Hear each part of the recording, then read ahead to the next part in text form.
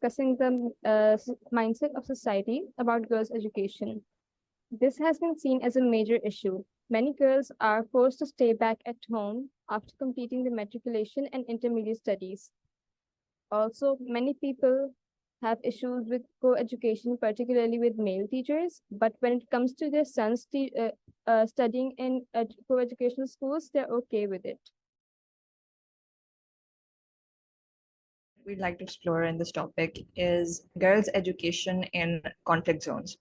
So, if anyone doesn't know what conflict zones are, they're basically areas where armed conflicts such as wars and political instability are quite prevalent.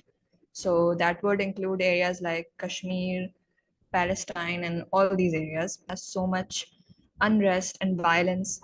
They have far reaching impacts and consequences for all of the affected. One of the key challenges I believe faced by the girls in conflict zone is the impact of disrupted infrastructure and limited sources of for education. I want to discuss about the significant physical risk and dangers that hinder their access to education.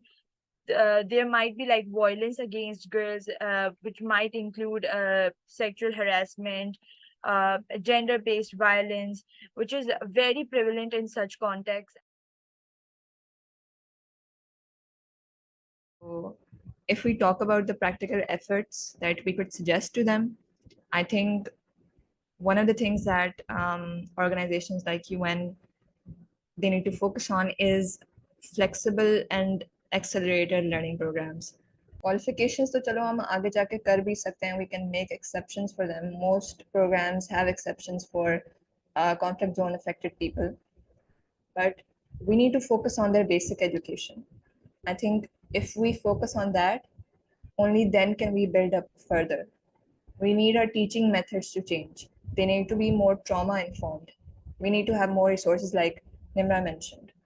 We need to have a policy change. I think there is like a need कि हमारी जो government है, NGOs है, international organisation है, सब collaborate करें, partnership करें ताकि we could resolve this issue